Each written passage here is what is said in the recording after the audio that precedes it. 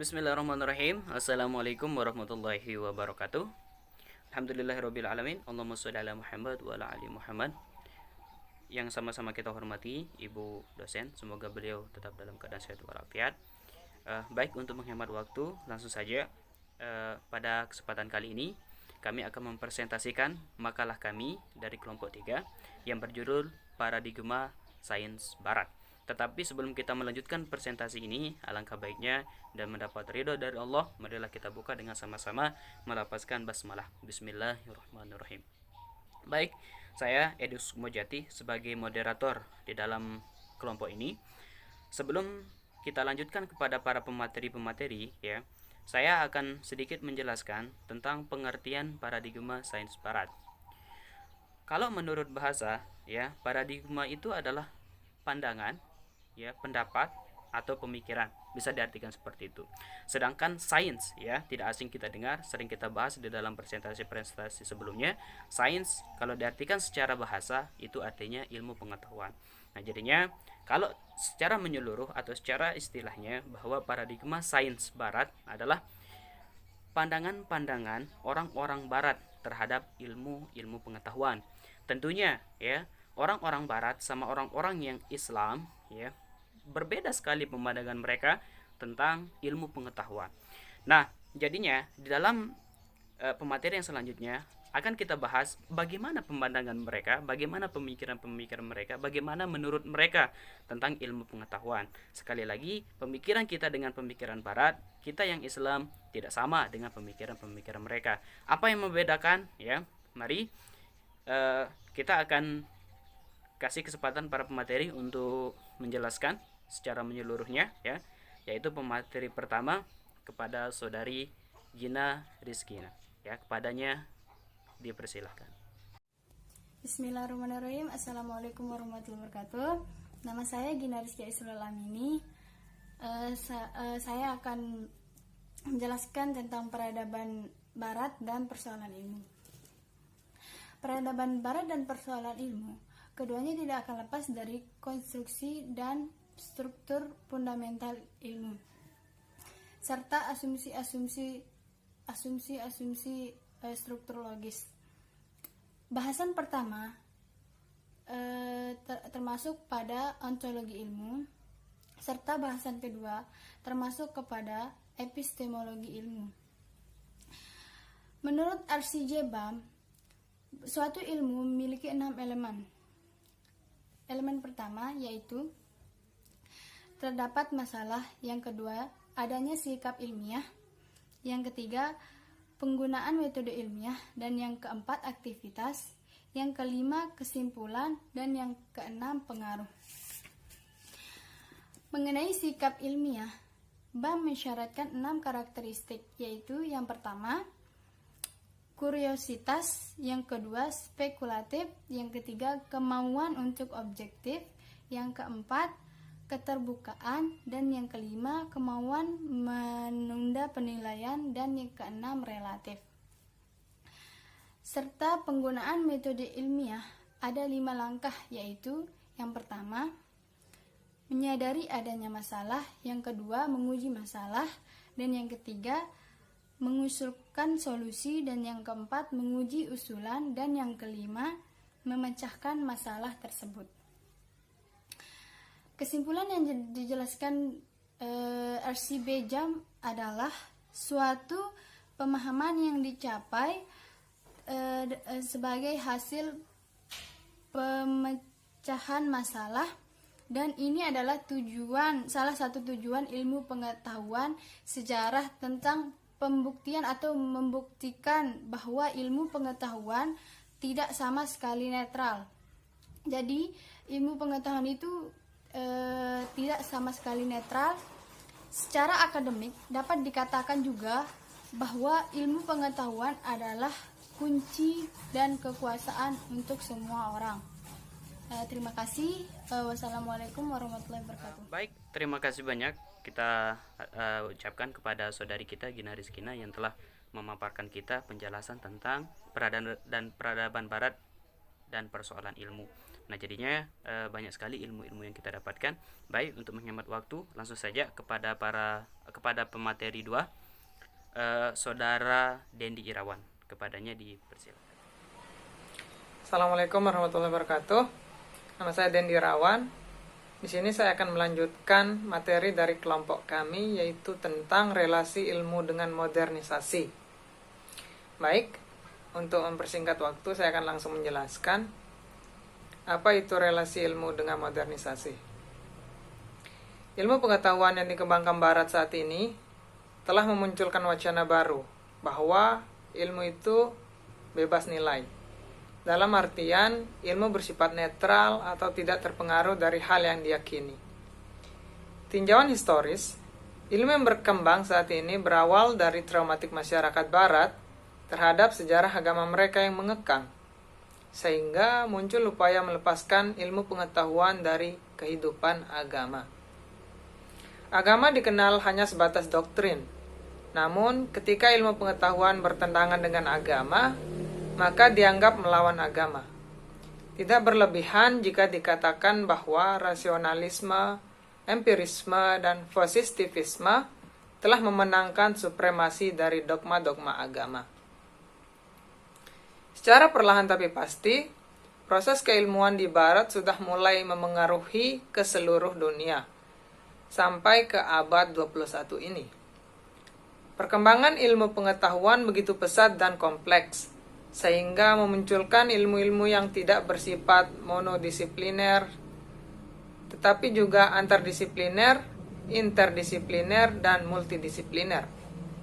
Namun, yang disayangkan, sebagaimana saya telah jelaskan tadi, dari perkembangan ilmu pengetahuan hanya mengabdi pada realistis saintifik atau keilmiahan. Ini disebabkan karakter ilmu pengetahuan Barat modern yang rasional. Dari karakter rasional ini, ilmu pengetahuan menjadi tidak mengenal nilai-nilai kemanusiaan, tepatnya dalam tataran aksiologis. Sementara itu, jika mengikuti periodisasi Harun Nasution, perkembangan pesat keilmuan di Barat sedang memasuki zaman modern. Kata modern ini menjadi kompleks ketika dikaitkan dengan perkembangan ilmu pengetahuan. Pasalnya, ada pemahaman bahwa proses keilmuan yang dikatakan oleh Barat dan telah menyebar ke seluruh dunia menunjukkan pertumbuhan sekularisme maupun westernisme. Di sisi lain, sekularisme dan westernisme merupakan pemahaman yang dianggap tidak sesuai dengan ajaran Islam. Setidaknya, itu juga dapat dipahami oleh sebagian kalangan dari perspektif historis, yaitu bahwa modernisasi adalah westernisasi yang bebas dari nilai ketuhanan pada manusia di bidang ilmu pengetahuan. Dengan demikian, sesuatu dapat dikatakan modern jika bersifat rasional, ilmiah, dan sesuai dengan hukum-hukum yang berlaku di alam. Nah, dari situlah dapat dipahami bahwa perkembangan ilmu pengetahuan di Barat modern telah mengecilkan nilai-nilai aksiologis ilmu, sehingga muncul wacana bahwa yang dilakukan oleh para sarjana Barat merupakan usaha menghilangkan ajaran agama dengan ilmu pengetahuan. Hal ini kemudian dikatakan menjadi modernisasi, yaitu westernisasi. Mungkin hanya ini dulu yang dapat saya jelaskan, dan materi selanjutnya akan dijelaskan oleh teman saya. Terima kasih atas perhatiannya. Assalamualaikum warahmatullahi wabarakatuh. Baik, terima kasih banyak saya ucapkan kepada Saudara Dendi Irawan yang telah memaparkan kita tentang relasi ilmu dan modernisasi. Ya, semoga apa yang dipaparkan dapat bermanfaat bagi kita semua. Baik, kita lanjutkan kepada pemateri terakhir, yaitu Saudari Lia Atikawati. Ya, kepadanya dipersilakan. Saya Lia Atikawati, saya dari tim pemateri. Baiklah, pada kesempatan ini saya akan membahas tentang keterbatasan sains dunia Barat. Bertolak dari pemahaman sains dan fenomenanya serta kaitannya dengan dunia Barat, pembicaraan mengenai keterbatasan sains menjadi tidak relevan kecuali dalam gerak ruang sains sebagai ilmu murni yang diciptakan atau dipahami oleh ahli sains dunia barat. Bahkan hampir tidak ada pembicaraan mengenai keterbatasan sains jika kita pahami apa yang dikemukakan oleh Khalal Hatitus yang mengatakan bahwa pada umumnya tidak ada sesuatu yang dinamakan sains, kecuali jika perkataan tersebut digunakan secara kolektif untuk menunjukkan bermacam-macam natural science atau fakta-fakta yang telah dikumpulkan. Jika kemajuan sains dan teknologi murni hasil pencapaian dan penyelidikan para ilmuwan memberikan faidah bagi kehidupan manusia, seperti apa yang kita rasakan dan kita gunakan saat ini, ia hanyalah sebagian kecil dari sains yang dimiliki oleh Allah Subhanahu wa taala.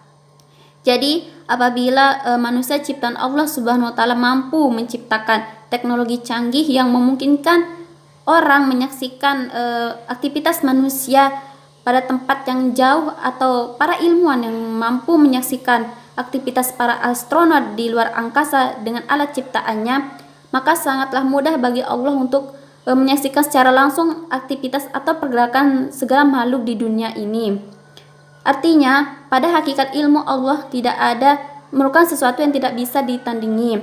Bahkan mustahil bagi manusia mampu menyaksikan segala aktivitas dan pergerakan makhluk di dunia ini sebagaimana Allah mampu melakukannya.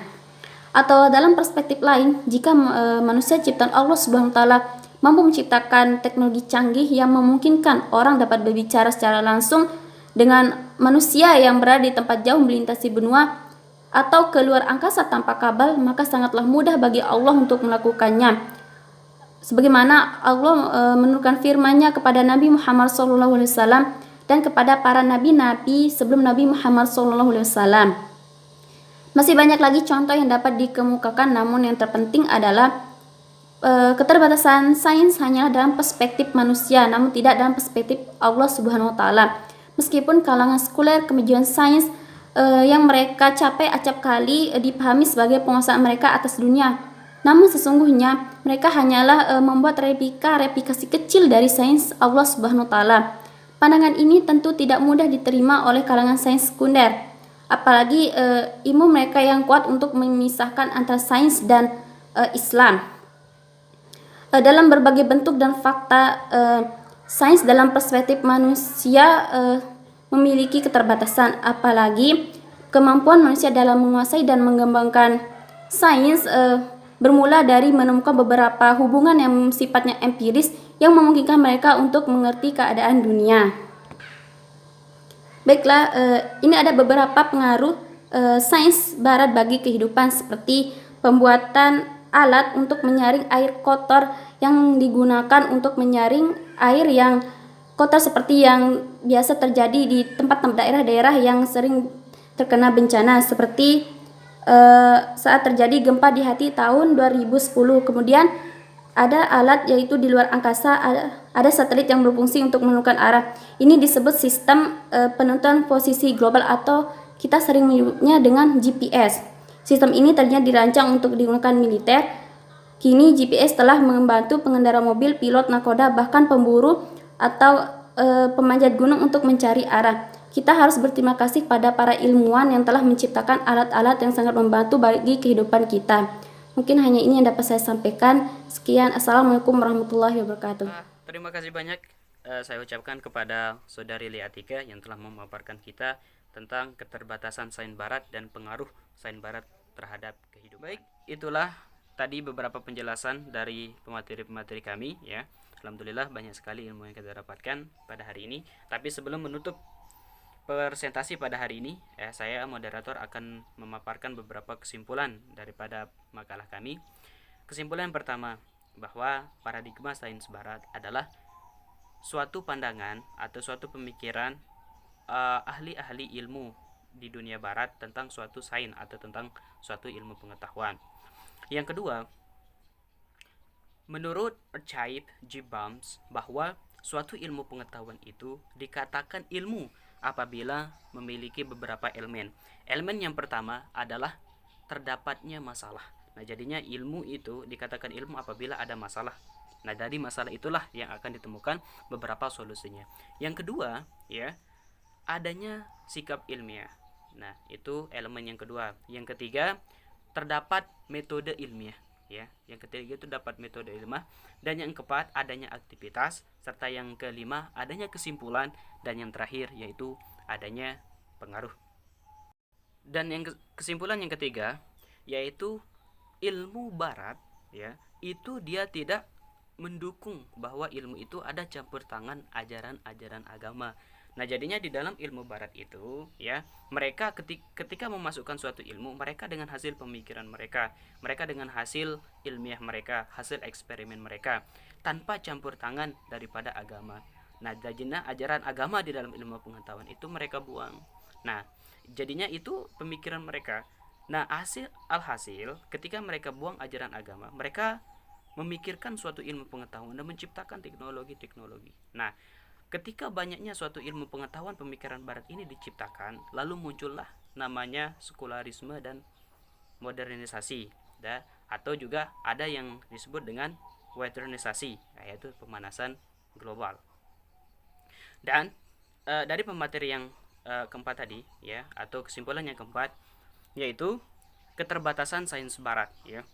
Keterbatasan sains barat itu hanya saja dalam pemikiran manusia saja, ya. Ketika ahli barat itu memikirkan suatu ilmu, ya, mereka selalu terdapat kesalahan, ya.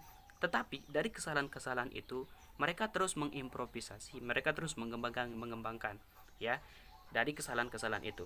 Jadinya ketika mereka menemukan suatu hasil penemuan, ya, kesalahan pasti ada. Nah, jadinya itu keterbatasan yang pertama. Keterbatasan yang kedua, ya, dalam berjangka waktu, dia mengembangkan ilmu barat itu dengan waktu yang relatif lama, ya. Nah, jadinya sebagai contoh saja, ya, sebagai firman Allah Subhanahu wa taala dalam surat Yasin, wasyamsu tajri limustaqarrir laha zalika taqdirul azizil alim, yang artinya di sini maknanya adalah revolusi bumi itu, ya, dan rotasinya itu berputar pada porosnya.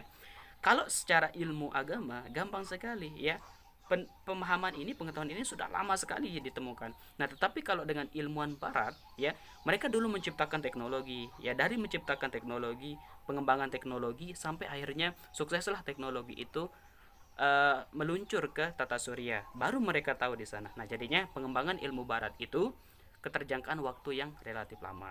Nah, itu kesimpulannya. Dan yang terakhir adalah pengaruh ilmuwan barat, pengaruh pemikiran barat tentang kepada kita, ya. Jadinya pengaruh hasil-hasil mereka itu kepada kita sangat luar biasa, ya. Hampir semua pemikiran barat itu, semua penemuan barat itu kita manfaatkan pada hari ini, ya. Karena apa? Karena sekarang pengaruh daripada globalisasi, ya, jadinya pengaruh dunia barat semua, jadinya hampir rata-rata penemuan-penemuan mereka kita pakai pada zaman ini. Contoh kecil saja yang selalu kita pegang itu HP, diciptakan pertama kali oleh Alexander Graham Bell, ya. Itu pertama kali diciptakan dan kita manfaatkan sampai sekarang ini. Nah, itulah pengaruh penemuan barat terhadap dunia kita yang sekarang, dan masih banyak lagi, ya, seperti penemuan televisi, komputer, laptop, dan lain sebagainya. Baik, itu adalah hasil daripada pemateri kami. Kurang lebihnya saya mohon maaf yang sebesar-besarnya. Apabila ada tutur kata yang salah, mohon di komentator dikoreksi dengan bahasa yang baik, karena tidak ada yang sempurna, ya. Jadinya di dalam forum ini kita saling menyempurnakan satu sama lain. Terima kasih. Saya Desung Mojati sebagai moderator. Wassalamualaikum warahmatullahi wabarakatuh.